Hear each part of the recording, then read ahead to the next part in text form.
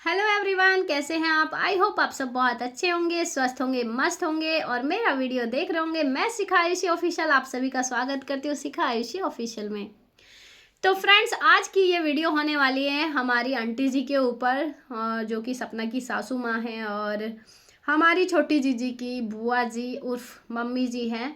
तो देखिए, उनकी हो गई है तबीयत ख़राब और बहुत ही ज़्यादा तबीयत ख़राब है।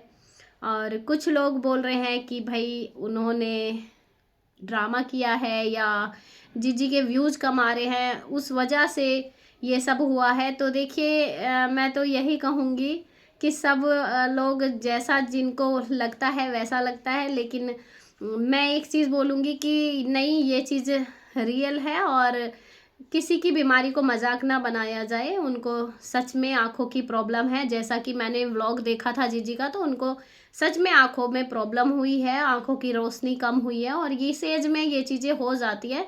मेरी मम्मी की भी आँखें बनी थी तो उनकी आँखें बनी हैं और ये चीज़ें नॉर्मल हो जाती है। ऐसा आँखों में रोशनी की कमी हो जाती है, अगर आप अच्छे से केयर नहीं करोगे, ध्यान नहीं रखोगे तो आँखों में ये चीज़ें नॉर्मल हो जाती है।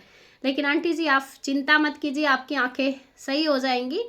बस आप अपनी दवाइयों का, अपनी आँखों में ड्रॉप्स डालने का, ये सब का ध्यान रखिएगा और पहले की तरह आपकी आँखें हो जाएंगी। देखिए, ये चीज़ें नॉर्मल होती है इस एज में, आँखों की रोशनी कम होना, मोतियाबिंद होना, ये सब चीज़ें आँखों में हो जाती है। तो इतनी बड़ी बात नहीं है, आप परेशान मत होइए, आपकी आंखें ठीक हो जाएंगी। थोड़ा केयर करने की ज़रूरत होती है।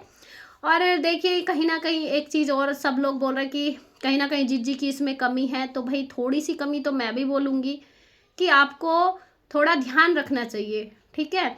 ऐसा नहीं है कि आप मम्मी पापा बोलते हो और मम्मी पापा बोलने की बजाय आप उनका केयर नहीं करते हो ठीक से।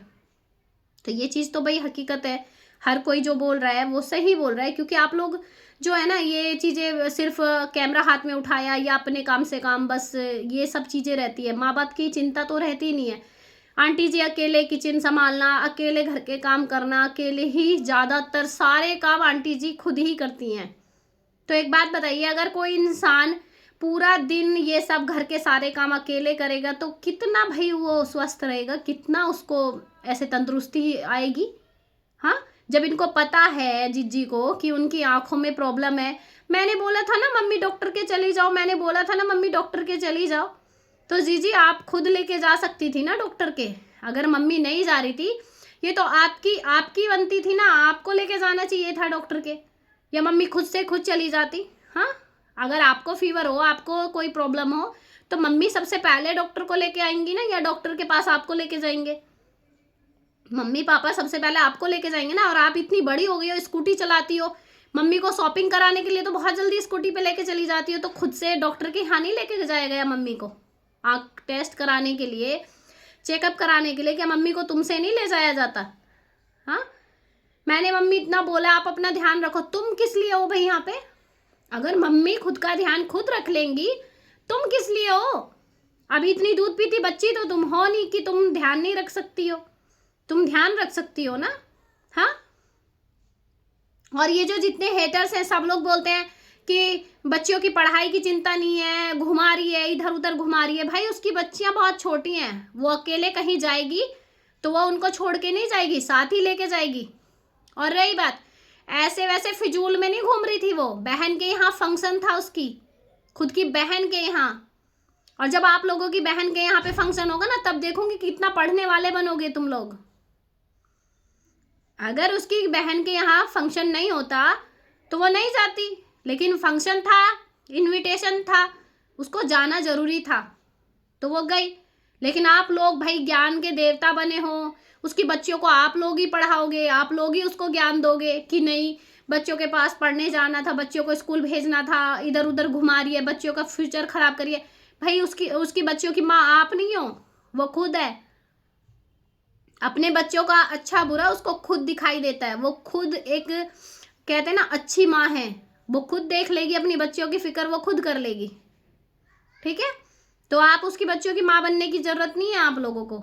और रही बात ये जो बोल रहे हैं ना कि आंटी जी ऐसे, आंटी जी वैसे, और तुम उनकी माँ, आपको दर्द नहीं पता चलेगा आंटी जी का, तो ऐसा नहीं है। हम भी मानते हैं कि आंटी जी को दिक्कत है, आंटी जी सच में तबीयत खराब है और आंटी जी को प्रॉब्लम है, ठीक। तो हम तो बस भगवान से यही दुआ करेंगे कि भगवान आंटी जी को जल्दी से ठीक करे, इनकी आंखों की रोशनी वापस लेके आए, क्योंकि कोई भी माँ, हम नहीं चाहते कोई भी माँ इस हाल में रहे। लेकिन हम ये बात जीजी को जरूर बोलेंगे कि आप ध्यान नहीं रखती हो इनका, आप इनका ध्यान नहीं रखती हो। किचन में खाना यही बनाती हैं, किचन में सारे काम यही करते हैं। आंटी जी ने क्या बोला वीडियो में कि आटा तो गूंथ लेगी ना तू, तो इसका मतलब ये करती नहीं है। आंटी जी को इतना भरोसा नहीं। आंटी जी देखो कितना, मतलब बीमार होने के बाद भी ये चीज कितनी चिंता दिखा रही है जीजी की, है ना। आटा तो गूंथ लेगी, और जीजी से अकेले से नहीं काम हुआ, साथ में अंकल जी ने लग के काम करवाया, अंकल जी ने खाना बनवाया, सब्जी बनवाई। जीजी से अकेले, इनको इतना भी भरोसा नहीं है कि ये 18, 19, 20 साल की लड़की ये खुद खाना बना सके, ठीक है। क्योंकि ये करती नहीं है, क्योंकि ये करती नहीं है। अगर करेंगी तभी तो उनको विश्वास रहेगा कि ये खुद कर पाएगी, है ना। लेकिन असली परीक्षा तो जीजी की अब आई है ना।